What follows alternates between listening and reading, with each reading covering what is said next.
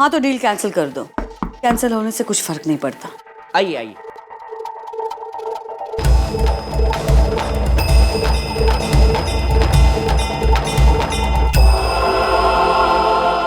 ठीक है, मैं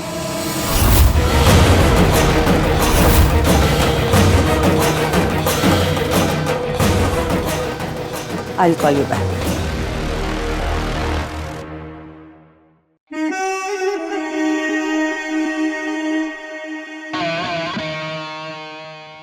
वैसे तो मैं इतनी शॉर्ट नोटिस पे किसी से मिलती नहीं हूँ, लेकिन मेरे मैनेजर ने कहा कि आप लोग बहुत परेशान हैं, इसलिए सोचा कि आपकी प्रॉब्लम सुन लूँ, इसलिए मीटिंग के लिए रेडी हो गई।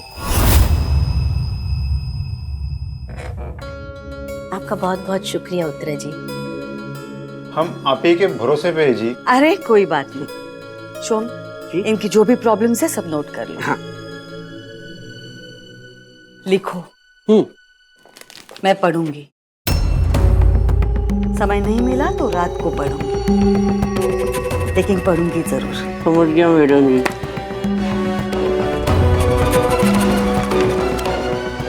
गई। उत्तरा देवी जी, हमने सुना है कि आप हमारी राधा जी की पोल के पास एक होटल बनाने वाली हैं।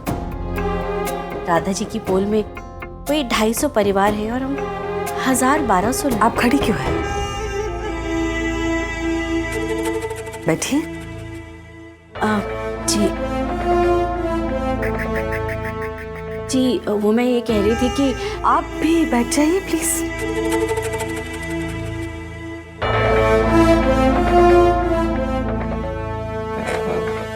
तो मैं ये पानी नहीं किया? एक मिनट।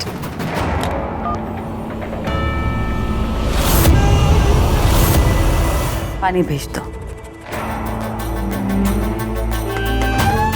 गई। जी मैं ये कह रही थी कि हमारी राधा जी की पोल पे करीब 250 परिवार हैं, 1000-1200 लोग होंगे। सबका जाने का रास्ता एक ही है। आपका ये होटल बन जाएगा तो उसकी दीवार से हमारा वो रास्ता बंद हो जाएगा।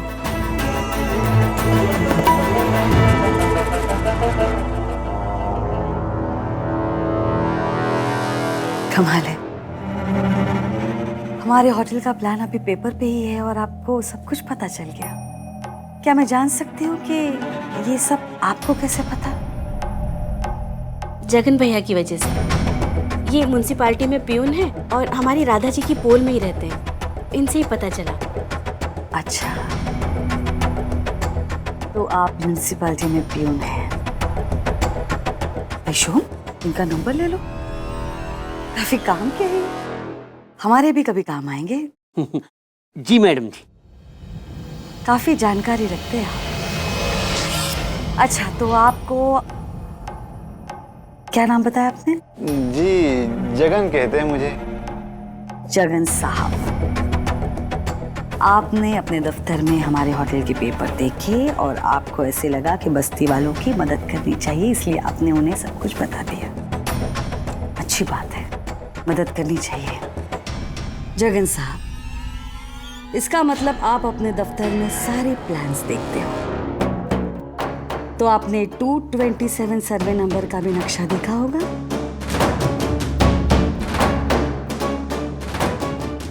मैं बताती हूँ, 227 आप जिस एरिया में रहते हो वो सर्वे है, और टीपीएस के मुताबिक, टीपीएस मतलब टाउन प्लानिंग स्कीम, उसके मुताबिक राधा जी की पोल में आप लोग आने जाने का जो रास्ता यूज करते हो वो गलत है।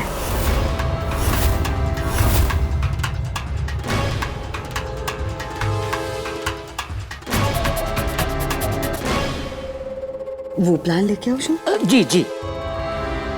पर हम 40 साल से वहाँ रह रहे हैं और आप हमें ही अपने घर जाने का रास्ता दिखा रहे हैं। देखिए, जो गवर्नमेंट में प्लान में लिखा है मैं आपको वही दिखा रही हूँ। अब देखिए, ये आप जहाँ रहते हैं वो जगह है, सरकार ने आपको यहाँ से आने जाने के लिए रास्ता दिया है, लेकिन आप लोग यहाँ से आ रहे हैं, जो सही नहीं है। 1 मिनट उत्तरा देवी जी।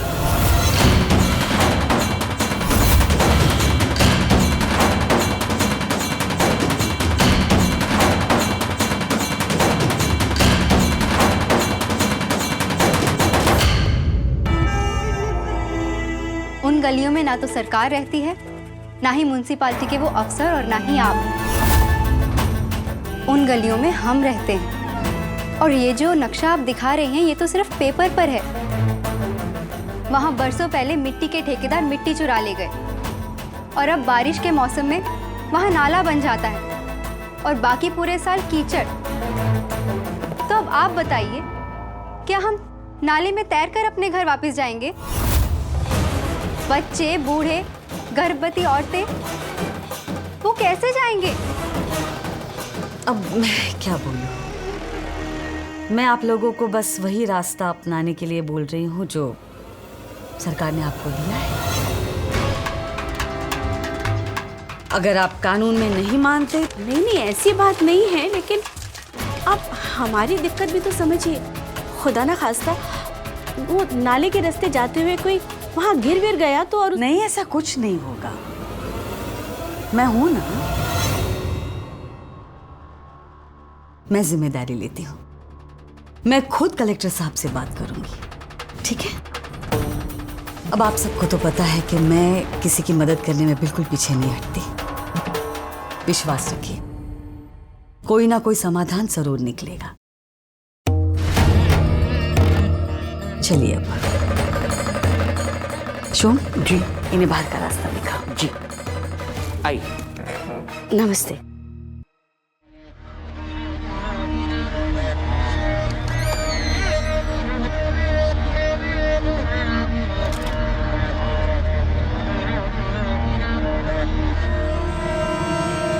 फाल्गुनी पुरोहित।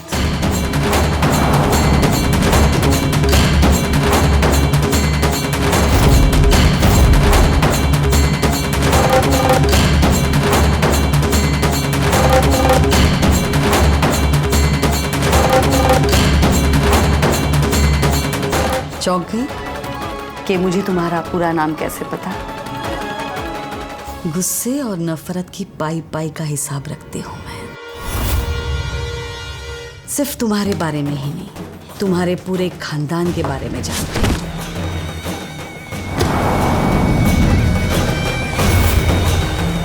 फाल्गुनी पुरोहित छोटे छोटे काम करके अपनी बहन को बड़ा भविष्य देना चाहती हूँ। एक सलाह दूं, गरीबों को सपने देखने का बिल्कुल हक नहीं है, क्योंकि सपनों के साथ साथ दिल भी टूट जाते हैं। कोई बात नहीं, तुम देखो, जितने चाहे उतने सपने देख लो। तुम में और मुझ में क्या फर्क है पता है? मेरे आज का हर सपना मेरे कल की सच्चाई है।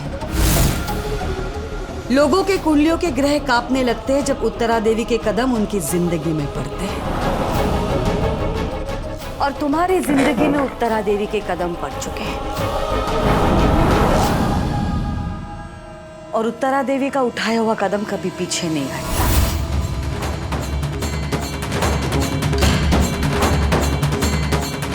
रावत होटल तो बनेगा, जहां है वही बनेगा।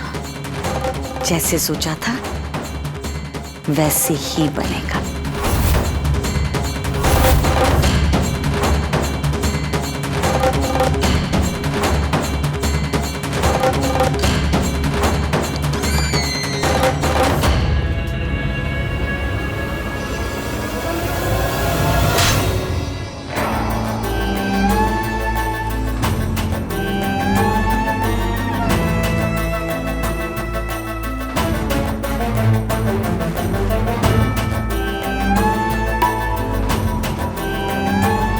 कोई मेरा रास्ता रोके मुझे पसंद नहीं है। Sorry ma'am. जाओ। उत्तरा देवी जी, कितनी तकलीफ होती है ना जब कोई आपका रास्ता रोकता है तो 2 मिनट के लिए ही सही। उन भाई साहब ने आपका रास्ता क्या रोका? आपको इतना गुस्सा आ गया कि आपने थप्पड़ ही मार दिया। तो सोचिए, कल को जब आप हजारों लोगों का रास्ता रोकेंगी तो उन्हें कितना गुस्सा आएगा। अब गुस्से और नफरत का हिसाब लगाना आपसे बेहतर कौन जान सकता है। खुद ही हिसाब लगा लीजिए।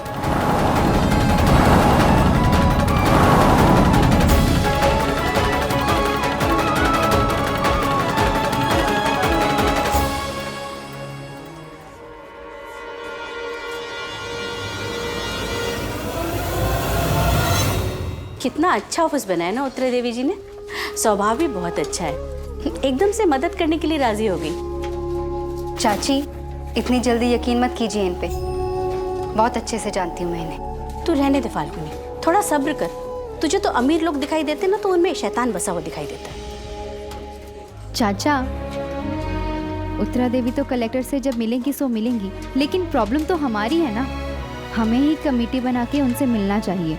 आप मीटिंग फिक्स करवाइए ना एक। लेकिन कलेक्टर साहब तो उदयपुर चले गए, अगले सोमवार को ही वापस आएंगे। तो आप अगले सोमवार ही करवा दीजिए।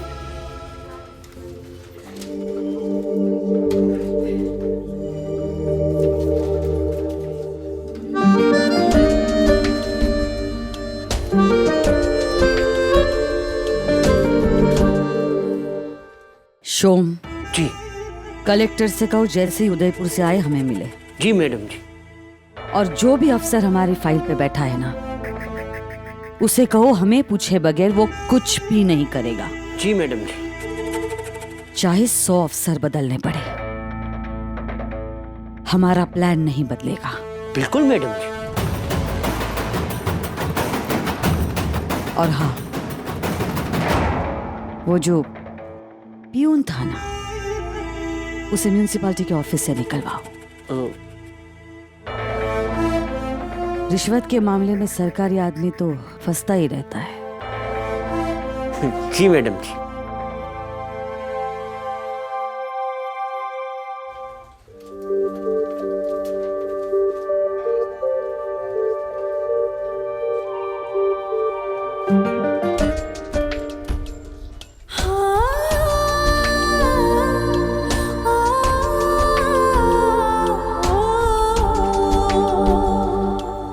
Excuse me, sir.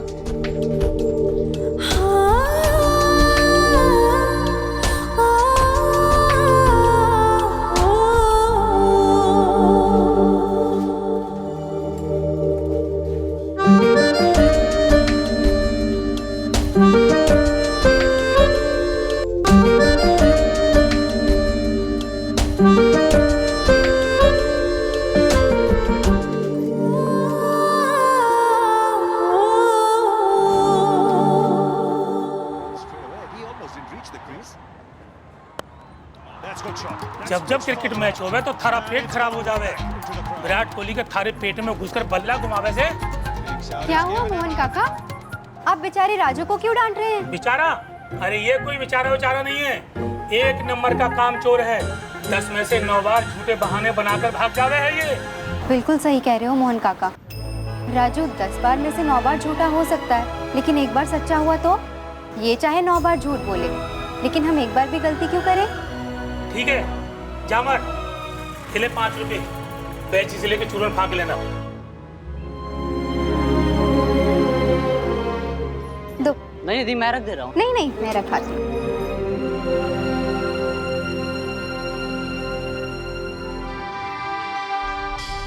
सुन मेरे हम सफर, क्या तुझे इतनी भी थी खबर? भानु जी शोश बाबा। इस गाने में कुछ खास बात है या आज से गाड़ी में तुम ही गाना गाओगे? सॉरी शोश बाबा, मैं वॉल्यूम कम कर देता हूँ। रेडियो की आवाज तो कम कर दोगे, लेकिन दिल की आवाज को कैसे कम करोगे? एक बात बताओ। अब जी शोश बाबा। ये गाना गाते हुए तुम किसे याद कर रहे थे? छोड़िए ना शोश बाबा, बहुत लंबी स्टोरी है। हाँ तो रास्ता भी लंबा ही है भानु, अभी घर पहुंचने में हमें आधा घंटा लगेगा। चलो शुरू हो जाओ। 8 साल पहले की बात है, गर्मी की छुट्टियां चल रही थी और मेरे पड़ोस के घर कुछ मेहमान आए थे। मेहमानों के साथ एक छोरी भी थी। पता नहीं कब वो छोरी मेरे मन को भा गई, मुझे पता ही नहीं चला। मैं तो उससे नाम पता तक नहीं पूछ पाया। वैसे सुरेश बाबा, एक बात तो है कि प्यार मोहब्बत के मामले में ना कभी देर नहीं करनी चाहिए। इंसान जिंदगी भर रेडियो पर गाना ही सुनते रह जाता है। जी जी, मैं कर देता हूँ। आ गया तू? तबीयत ठीक हो गई? जी जी, आज 9वीं बार झूठ बोला था, बट ये आखिरी है, इसके बाद से नहीं बोलूँगा। और मैंने ना वो सेठ जी के 5 रुपए भी वापस कर दिए। लाओ मैं कर दूँ सफाई। ले।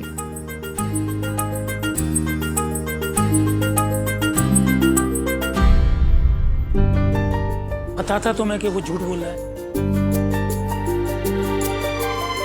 जी पता था। लेकिन फिर भी तुमने इसकी चुगली। चुगली करके क्या फायदा होता काका? अगली बार वो फिर से कोई झूठ बोलता, लेकिन अब उसकी झूठ की जड़ ही खत्म हो गई है। अब नहीं भूलेगा। 12 साल से होटल में मैनेजर हूँ, लेकिन इतने आगे की तो मैंने भी कभी नहीं सोची। कमाल की छोरी है बेटा तू।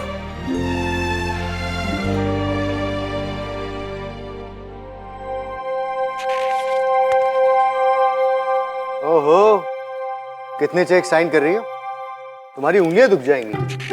तुम ऐसा क्यों नहीं करती कि अपनी 3-4 कंपनियों का काम मेरे हवाले कर दो? तुम्हारे काम का बोझ थोड़ा कम हो जाएगा। मॉम एक चेक मेरे लिए भी साइन कर देना प्लीज। कितने का? 2 लाख डैड। 2 लाख? डैड एक इम्पोर्टेड बाइसिकल आई है, आज चेक दूंगा, परसों बाइक आ जाएगी। बिल्कुल नहीं। You're right? बिल्कुल नहीं। परसों क्यों? मेरे बेटे की बाइसिकल आज ही आएगी। 2 लाख के लिए मैं अपना चेक नहीं वेस्ट करूंगी। शोम। जी मैडम जी। इसे 2 लाख रुपए दे दो। जी मॉम, यू द बेस्ट। तुम ना इसे बिगाड़ रही हो। What's the problem, Dad? देखो, जो चीज आसानी से मिल जाती है ना, वो कभी टिकती नहीं है। टिकती सिर्फ वही है जो कमाई जाए। तुम्हें प्यार मिल तो रहा है, लेकिन तुमने इसे कमाया नहीं है। भैया अच्छा हुआ आप आ गए। मुझे आपकी एक जैकेट चाहिए, आज शाम को एक पार्टी है। छोटे, तू कब से पूछने लगा? पूछ इसलिए रहा हूँ क्योंकि वो आपका स्पेशल जैकेट है, your favourite, the biker jacket. No, वो जैकेट नहीं, वो छोड़ के कुछ भी मांग ले। वो जैकेट मैं अपने सुयश के लिए लंदन से लाई थी। थैंक्स माँ। तुम एक काम क्यों नहीं करते? अपने डैड का कोई ब्लेजर लेके जाओ। डैड का blazer? Mom you being funny now. Hey, what's wrong with my blazers? मेरे blazers बहुत cool हैं, okay? राइट डैड, आपके ब्लेजर्स कूल थे 1980s में। तो चल जैकेट ले ले। You're the best, bro. सुयश। एक मिनट। तू सबको यू आर द बेस्ट बोलता रहता है, मॉम को भी, भाई को भी, लेकिन जब अपने डैड को यू आर द बेस्ट बोलना होता है तो तेरा कोटा खत्म हो जाता है क्या? अरे डैड, इसमें क्या बात है, चलो बोल देता हूँ, आप ही क्या याद करोगे। डैड you're the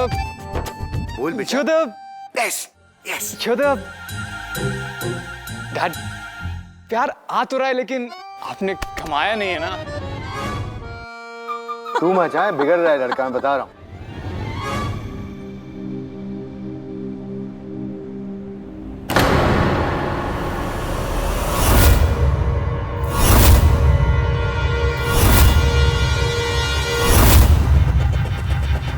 आप में जो हुनर है ना, किसी और में नहीं है। अब ऐसी कोई बात नहीं है। अरे ऐसे कैसे नहीं है? जी माँ, आप कलाकार हो, कोई ऐसी वैसी लड़की नहीं जो कुछ भी छोटा मोटा काम कर ले।